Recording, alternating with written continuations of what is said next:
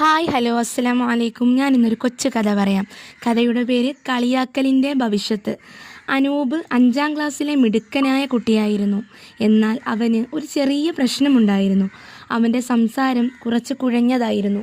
അതുകൊണ്ട് തന്നെ മറ്റു കുട്ടികൾ അവനെ തത്ത എന്ന് കളിയാക്കിയിരുന്നു. ഒരു ദിവസം സ്കൂളിലെ വാർഷിക പരിപാടിക്ക് അനൂപ് പാട്ടുപാടാൻ തീരുമാനിച്ചു. കൂട്ടുകാർ അവനെ വീണ്ടും കളിയാക്കി. തത്ത പാടാൻ പോകുന്നു, ആരും കേൾക്കണ്ട എന്ന് പറഞ്ഞ് ചിരിച്ചു. അനൂപിന് സങ്കടം വന്നു. അവൻ പരിപാടിയിൽ പാടാൻ തീരുമാനിച്ചു. പരിപാടി തുടങ്ങി. അനൂപ് പാടാൻ തുടങ്ങി. ആദ്യമൊക്കെ എല്ലാവരും ചിരിച്ചെങ്കിലും അവൻ്റെ മനോഹരമായ ആലാപനം കേട്ട് അവർ അത്ഭുതപ്പെട്ടു പോയിരുന്നു. അനൂപിൻ്റെ പാട്ട് കഴിഞ്ഞപ്പോൾ എല്ലാവരും എഴുന്നേറ്റ് നിന്ന് കൈയടിച്ചു. കളിയാക്കിയ കുട്ടികൾക്ക് അവരുടെ തെറ്റു മനസ്സിലായി. അവർ അനൂപിനോട് മാപ്പ് പറഞ്ഞു. അതിനുശേഷം ആരും അനൂപിനെ കളിയാക്കിയില്ല. അവൻ എല്ലാവരുടെയും പ്രിയപ്പെട്ട കൂട്ടുകാരനായി മാറി. ഈ കഥയുടെ സന്ദേശം: ഈ കഥ നമ്മെ പഠിപ്പിക്കുന്നത് ആരെയും അവരുടെ കുറവുകൾ കാരണം കളിയാക്കരുത് എന്നതാണ്.